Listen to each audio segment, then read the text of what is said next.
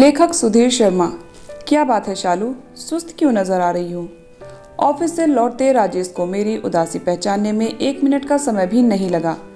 आज एक बुरी खबर सुनने को मिली है। मेरी आंखों में आंसू भर आए। कैसी बुरी खबर? वे फौरन चिंता से भर उठे। आपको मेरी सहेली वंदना याद है? हाँ याद है। वह बहुत बीमार है, शायद ज्यादा दिन न जिए। मैंने उन्हें रुंधे गले से जानकारी दी। Very sad. सिर्फ 2 शब्द बोलकर उन्होंने जब सतही सा अफसोस जताया और जूतों के फीते खोलने में लग गए तो मुझे गुस्सा आ गया। आप इस बारे में और कुछ नहीं जानना चाहेंगे? भावावेश के कारण मेरी आवाज कांप रही थी। तुम बोलो, मैं सुन रहा हूँ। लेकिन सुन कितने अजीब से ढंग से रहे हो। अरे मैं उस वंदना की बात कर रही हूँ जिससे आप शादी के बाद घंटों बतियाते थे, जो बिल्कुल घर की सदस्य बनकर यहाँ सुबह से रात तक रहा करती थी। आज करीब 15 साल बाद मैं आपकी उस लाडली साली की दुख भरी खबर सुना रही हूँ और आप सिर्फ वेरी सैड कह रहे हो। मैं गुस्से से फट पड़ी। मैं और क्या कहूँ शालू, जीना मरना तो इस दुनिया में चलता ही रहता है, उन्होंने भावहीन से लहजे में जवाब दिया। आप ऐसी दार्शनिकता किसी और मौके पर बघारना। मेरा मन वंदना से मिलने का कर रहा है। उसकी इतने सालों से कोई खबर नहीं थी और आज मिली है तो कैसी बुरी खबर मिली है। मेरा गला फिर से भर आया। क्या करोगी उससे मिलकर? यह आप कैसा अजीब सा सवाल पूछ रहे हो? अरे वह मेरी सबसे प्यारी सहेली है। उस प्यारी सहेली ने पिछले 15 सालों में तुम्हें न कभी फोन किया, न चिट्ठी लिखी और न कभी मिलने आई। इस कारण मेरे दिल में उसके लिए बसे प्यार और दोस्ती के भाव रत्ती भर कम नहीं हुए हैं। मैं तो सिर्फ ये कहना चाह रहा हूँ कि जो इंसान अब ज़्यादा जिएगा ही नहीं, उससे मिलकर मन को दुखी करने का क्या फ़ायदा है? ये फ़ायदे नुकसान की बात नहीं है।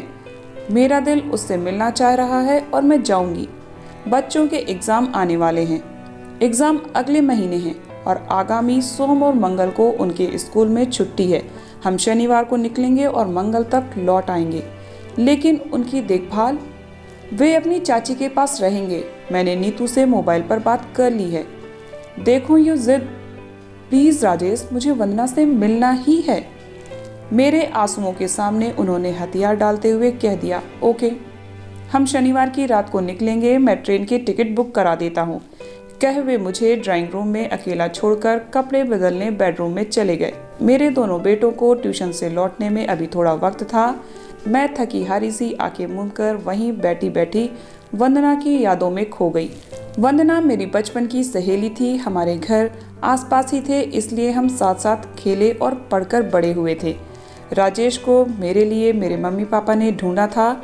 मेरी सास बीमार रहती थी और घर का सारा काम करने की जिम्मेदारी मुझे ही बड़ी जल्दी संभालनी पड़ी थी। मैंने बीएड में प्रवेश पाने के लिए परीक्षा शादी के पहले दे रखी थी। शादी के बाद मुझे परीक्षा में सफल हो जाने का समाचार मिला तो मेरी खुशी का ठिकाना नहीं रहा। वंदना ने मेरा साथ ना दिया होता तो मैं कभी बीएड ना कर पाती। मुझे पूरे साल भर तक रोज कॉलेज जाने के अलावा घर लौटकर भी बहुत पढ़ना लिखना पड़ता था। वंदना रोज मेरे घर आ जाती। मेरा घर के कार्यों में ही नहीं बल्कि कॉलेज से मिले असाइनमेंट पूरे करने में भी हाथ बटाती। मेरी सास उसकी बहुत तारीफ करती। राजेश से वह जल्द ही खूब खुल मिल गई थी और जीजा साली की नोकझोंक के चलते हमारे घर का माहौल बड़ा खुशनुमा रहता। मेरा बीएड का रिजल्ट बड़ा अच्छा रहा। इस खुशी के मौके पर मैंने वंदना को बड़ा सुंदर और कीमती सूट उपहार में दिया। मैंने बीएड के बाद एक पब्लिक स्कूल में पढ़ाना शुरू कर दिया। वंदना पहले की तरह रोज तो नहीं पर सप्ताह में 2-3 बार तब भी हमसे मिलने आ जाया करती थी। राजेश के साथ फोन पर किसी भी विषय पर लंबी लंबी चर्चा करती। वह तो शुक्र था कि इन दोनों के बीच फोन पर बातें मुफ्त में होती थी, क्योंकि राजेश ने एक खास स्कीम फोन कंपनी से ले रखी थी। वे ऐसा ना करते तो इन दोनों की गपशप का बिल हर महीने हजारों रुपए आता। उन दिनों मोबाइलों का रेट कुछ ज्यादा था। वह राजेश को लैंडलाइन पर नहीं मोबाइल पर फोन करती थी। मेरी शादी के करीब 2 साल बाद वंदना का रिश्ता उसकी मम्मी ने तय किया। उसके पापा की हार्ट अटैक से मौत हुए तब 6-7 साल का समय बीत चुका था। लड़का अच्छा था, उसका घर बार भी ठीक था, पर उन दोनों की शादी तय करी गई तारीख से केवल 5 दिन पहले टूट गई। वंदना और उस लड़के के बीच न जाने क्या घटा जो वह शादी हो नहीं सकी। दोनों तरफ के लोगों ने बहुत पूछा, पर शादी टूटने का सही कारण न वंदना ने किसी को बताया, न उस लड़के ने। वह इस विषय पर मेरे सामने भी चुप्पी साध लेती थी। लोगों को तरह तरह की अफवाहें उड़ाने का मौका मिल गया। तब वंदना ने अपने ननिहाल के शहर मेरठ शिफ्ट करने का फैसला किया। अपनी शादी टूटने के करीब 3 महीने बाद वह अपनी मां के साथ मेरठ चली गई, फिर कानपुर शिफ्ट हो गई। तब से उसके और हमारे बीच संपर्क खत्म हो गया। शुरू में 2-4 बार टेलीफोन पर बातें हुई, पर मुझे ऐसे अवसरों पर महसूस होता कि वह अनमनी होकर ही मुझसे बातें करती। वंदना बदल गई है। उसके दिल पर शादी टूट जाने से गहरा जख्म लगा है। बहुत कटी कटी सी बोलती है फ़ोन पर। मैं उन दिनों राजेश से अक्सर ऐसी शिकायत दुखी मन से किया करती थी, पर ये मुझ पर ज़्यादा ध्यान नहीं देते। लगभग 15 साल बीत गए थे वंदना को दिल्ली छोड़े हुए। वह अब कानपुर में गंभीर रूप से बीमार पड़कर जिंदगी और मौत की लड़ाई लड़ रही थी। इतने लंबे समय में उसके जीवन में क्या क्या घटा है, इसकी कोई जानकारी मेरे पास नहीं थी। शनिवार को हम दोनों गाड़ी से चल दिए। सारे रास्ते में मैंने वंदना को याद करते हुए कई बार आंसू बहाए। अपनी सीट पर बैठे हुए जिस अंदाज में राजेश बार बार करवट बदल रहे थे, उससे यह साफ जाहिर हो रहा था कि वे भी बेचैन हैं। स्टेशन से पहले ही उन्होंने किसी को मोबाइल से कहा 5 मिनट में बाहर आते हैं। कानपुर स्टेशन से बाहर आने के बाद जिस बात ने मुझे बड़ा हैरान किया वह थी एक ऑटो रिक्शे वाले का राजेश को सलाम करना और बिना हमसे पूछे हमारा बैग उठाकर अपने रिक्शे की तरफ बढ़ जाना। यह ऑटो वाला आपको कैसे जानता है? मैंने अचंभित स्वर में पूछा तो राजेश गंभीर अंदाज में मेरा चेहरा ध्यान से देखने लगे। मेरे सवाल का जवाब दीजिए ना। उन्हें हिचकिचाते देख मैंने उन पर दबाव डाला। शालू, तुम वंदना से मिलना चाहती हो ना? उन्होंने संजीदा लहजे में मुझसे पूछा। हम यहाँ इसीलिए तो आए हैं। उनका सवाल सुनकर मेरे मन में अजीब सी उलझन के भाव उभरे।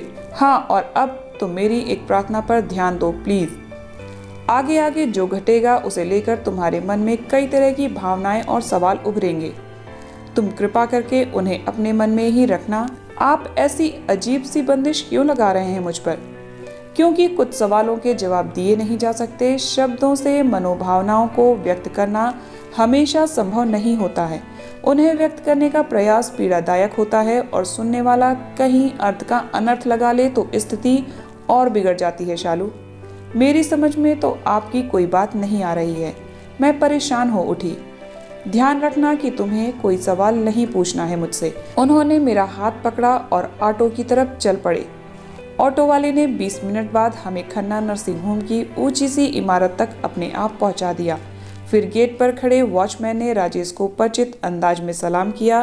रिसेप्शनिस्ट भी उन्हें पहचानती थी। उस नर्सिंग होम के मालिक डॉक्टर सुभाष ने मुझे अपना परिचय राजेश के बचपन के दोस्त के रूप में दिया। वहाँ की सिस्टर और आयाओं की मुस्कान साफ दर्शा रही थी कि वे सब राजेश को अच्छी तरह से जानते पहचानते हैं। मेरी जानकारी में राजेश कभी कानपुर नहीं आए थे, लेकिन इन सब बातों से मेरे लिए यह अंदाजा लगाना कठिन नहीं था कि यहाँ मुझसे छिपकर वे आते रहे।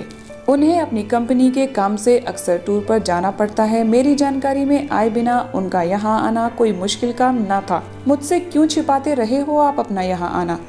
मैं राजेश से यह सवाल पूछना चाहती थी, पर उन्होंने तो पहले ही कोई सवाल पूछने पर बंदिश लगा दी थी।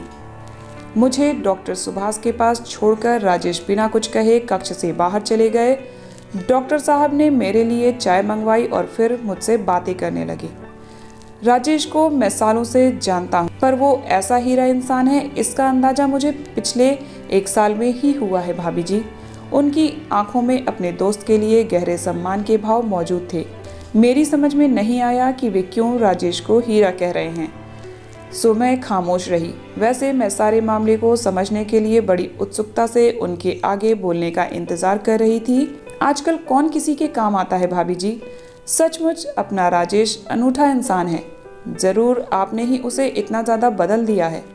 मेरी प्रशंसा कर वे हंस पड़े तो मुझे भी मुस्कुराना पड़ा।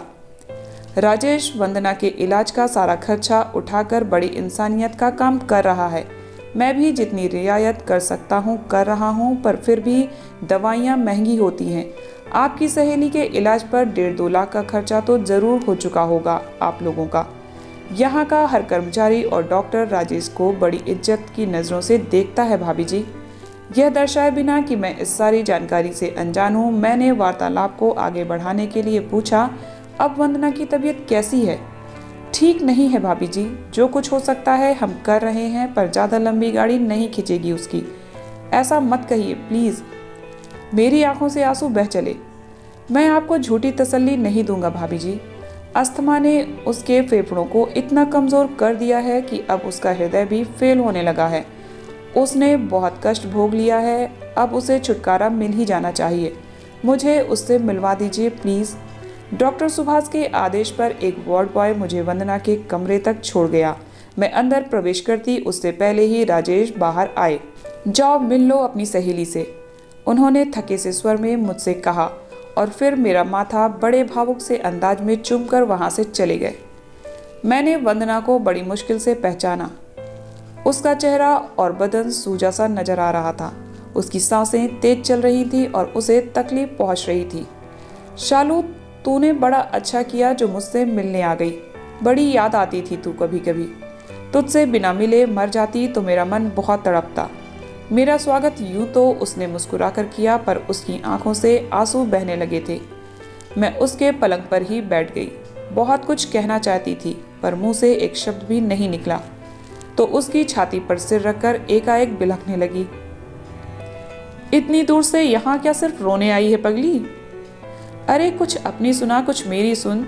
ज़्यादा वक्त नहीं है हमारे पास गपशप करने का। मुझे शांत करने का यूं प्रयास करते करते वह खुद भी आंसू बहाते जा रही थी। तू कभी मिलने क्यों नहीं आई? अपना ठिकाना क्यों छिपा कर रखा? मैं तेरा दिल्ली में इलाज कराती तो तू बड़ी जल्दी ठीक हो जाती वंदना। मैंने रोते रोते उसे अपनी शिकायतें सुना डाली। यह अस्थमा की बीमारी कभी जड़ नहीं छोड़ती शालू। तू मेरी छोड़ और अपनी सुना। मैंने सुना है कि अब तू शांत किस्म की टीचर हो गई है। बच्चों की पिटाई और उन्हें जोर से डांटना बंद कर दिया है तूने। उसने वार्तालाप का विषय बदलने का प्रयास किया। किससे सुना है ये सब तुमने वंदना? मैंने अपने आंसू पोंछे और उसका हाथ अपने हाथों में लेकर प्यार से सहलाने लगी। जीजा जी तुम्हारी और सोनू मोनू की ढेर सारी बातें मुझे हमेशा सुनाते रहते हैं। जीजा जी तुम्हारी और सोनू मोनू की ढेर सारी बातें मुझे हमेशा सुनाते रहते हैं। जवाब देते हुए उसकी आंखों में मैंने बेचैनी के भाव बढ़ते हुए साफ साफ देखे। वे यहाँ कई बार आ चुके हैं? हाँ, कई बार। मेरा सारा इलाज वे ही। क्या तुम्हें पता है कि उन्होंने मुझे अपने यहाँ आने की, तुम्हारी बीमारी और इलाज कराने की बातें कभी नहीं बताई हैं? हाँ, मुझे पता है। क्यों किया उन्होंने ऐसा? मैं क्या तुम्हारा इलाज कराने से उन्हें रोक देती? मुझे अंधेरे में क्यों रखा उन्होंने? ये सवाल पूछते हुए मैं बड़ी पीड़ा महसूस कर रही थी। तुम्हें कुछ ना बताने का फैसला जीजा जी ने मेरी इच्छा के खिलाफ जाकर लिया था शालू। पर क्यों किया उन्होंने ऐसा फैसला? उनका मत था कि तुम शायद उनके एक्शन को समझ नहीं पाओगी। उनका विचार था कि तुम्हारे इलाज कराने के उनके कदम को क्या मैं नहीं समझ पाऊंगी? हाँ, और मुझसे बार बार मिलने आने की बात को भी। वंदना का स्वर बेहद धीमा और थका सा हो गया। कुछ पलों तक सोच विचार करने के बाद मैंने झटके से पूछा, अच्छा यह तो बता कि तुम जीजा साली कब से एक दूसरे से मिल रहे हो? एक गहरी सांस छोड़कर वंदना ने बताया, करीब साल भर पहले वे टूर पर बनारस आए हुए थे। वहां से वे अपने एक सहयोगी के बेटे की शादी में बारात के साथ यहाँ कानपुर आए थे। यहीं अचानक इसी नर्सिंग होम के बाहर हमारी मुलाकात हुई थी। वे अपने पुराने दोस्त डॉक्टर सुभाष से मिलने आए थे और तब से लगातार यहाँ तुमसे मिलने आते रहे हैं। हाँ, वे साल भर में 8-10 चक्कर यहाँ के लगा ही चुके होंगे। उनका भेजा कोई ना कोई आदमी तो मुझसे मिलने हर महीने जरूर आता है। क्यों? यहाँ का बिल चुकाने, मुझे ज़रूरत के रुपए देने। मैं कोई जॉब करने में असमर्थ हूँ ना। मुझ बीमार का बोझ जीजा जी ही उठा रहे हैं शालू। अचानक मेरे दिमाग में बिजली सी कौंधी और एक ही झटके में सारा माजरा मुझे समझ आ गया। तुम्हारा और तुम्हारे जीजा का अफेयर चल रहा है ना, मुझसे छिपाकर तुमसे मिलने का। तुम्हारी बड़ी आर्थिक सहायता करने का और कोई कारण हो ही नहीं सकता वंदना। मारे उत्तेजना का मेरा दिल जोर से धड़कने लगा। उसने कोई जवाब नहीं दिया और आंसू भरी आंखों से बस मेरा चेहरा निहारती रही। मेरा अंदाजा ठीक है ना? मेरी शिकायत से भरी आवाज ऊंची हो उठी। पल भर में मेरी आंखों पर वर्षों से पड़ा पर्दा उठ गया। मेरी सबसे अच्छी सहेली का मेरे पति के साथ अफेयर? तो तब से ही शुरू हो गया होगा जब मैं बीएड करने में व्यस्त थी और तुम मेरे हक पर चुपचाप डाका डाल रही थी। तुमने शादी क्यों तोड़ी? अब तो यह भी मैं आसानी से समझ सकती हूँ। तब कितनी आसानी से तुम दोनों ने मेरी आंखों में धूल झोंकी। ना रो और ना गुस्सा कर शालू। तेरा अंदाजा ठीक है, पर तेरे हक पर मैंने कभी डाका नहीं डाला। कभी वैसी भयंकर भूल मैं ना कर बैठूं, इसलिए मैंने दिल्ली छोड़ दी थी। हमेशा के लिए तुम दोनों की जिंदगियों से निकलने का फैसला कर लिया था। मुझे गलत मत समझ प्लीज। जीजा जी बड़े अच्छे इंसान हैं। हमारे बीच जीजा साली का हंसी मजाक से भरा रिश्ता पहले अच्छी दोस्ती में बदला और फिर प्रेम में। हम दोनों के बीच दुनिया के हर विषय पर खूब बातें होती। हम दोनों एक दूसरे के सुख दुख के साथी बन गए थे। हमारे आपसी संबंधों की मिठास और गहराई ऐसी ही थी जैसी जीवन साथियों के बीच होनी चाहिए। फिर मेरा रिश्ता तय हुआ, पर मैंने अपने होने वाले पति की जीजाजी से तुलना करने की भूल कर दी। जीजाजी की तुलना में उसके व्यक्तित्व का आकर्षण कुछ भी न था। मैं जीजाजी को दिल में बसाकर कैसे उसकी जीवन संगिनी बनने का ढोंग करती। अतः मैंने शादी तोड़ना ही बेहतर समझा और तोड़ भी दी। जीजाजी मुझे मिल नहीं सकते थे क्योंकि वो तो मेरी बड़ी बहन के जीवन साथी थे। तब मैंने भावुक होकर उन खूबसूरत यादों के सहारे अकेले और तुम दोनों से दूर जीने का फैसला किया और दिल्ली छोड़ दी। मैं तो कभी तुम दोनों से ना मिलती, पर कुदरत ने साल भर पहले मुझे जीजाजी से अचानक मिला दिया। तब तक अस्थमा ने मेरे स्वास्थ्य का नाश कर दिया था। माँ के गुजर जाने के बाद मैं बिल्कुल अकेली थी। आर्थिक तंगी और जानलेवा बीमारी का सामना कर रही थी। जीजाजी के साथ मैंने उनके प्रेम में पड़कर वर्षों पहले अपनी जिंदगी के सबसे सुंदर 2 साल गुजारे थे। उन्हें भी वह खूबसूरत समय याद था। मुझे धन्यवाद देने के लिए उन्होंने साल भर से मेरी सारी जिम्मेदारी उठाने का बोझ अपने ऊपर ले रखा है। मैं बदले में उन्हें हंसी खुशी के बजाय सिर्फ चिंता और परेशानियां ही दे सकती हूँ। यह सच है कि 15 साल पहले तेरे हिस्से से चुराए समय को जीजाजी के साथ बिताकर मैंने सारी दुनिया की खुशियां और सुख पाए थे। अब भी तो तेरे हिस्से का समय ही वो मुझे देकर मेरी देखभाल कर रहे हैं। तेरे इस एहसान को मैं इस जिंदगी में तो कभी नहीं चुका पाऊंगी शालू। अगर मेरे प्रति तेरे मन में गुस्सा या नफरत हो तो मुझे माफ कर दे।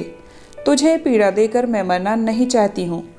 देर तक बोलने के साथ साथ रो भी पड़ने के कारण उसकी सांसें बुरी तरह उखड़ सी गई थीं। मैंने उसे छाती से लगाया और रो पड़ी। मेरे इन आंसुओं के साथ ही मेरे मन में राजेश और उसे लेकर पैदा हुए शिकायत, नाराजगी और गुस्से के भाव जड़ें जमाने से पहले ही बह गए। तो दोस्तों, आपको ये कहानी कैसी लगी कमेंट करके ज़रूर बताइएगा। इसी तरह की ढेर सारी कहानियों के लिए चैनल को सब्सक्राइब ज़रूर कर लीजिएगा। मिलते हैं नेक्स्ट वीडियो में एक और नई कहानी के साथ। तब तक आप सब हंसते रहिए, मुस्कुराते रहिए, खुश रहिए। Bye bye, take care.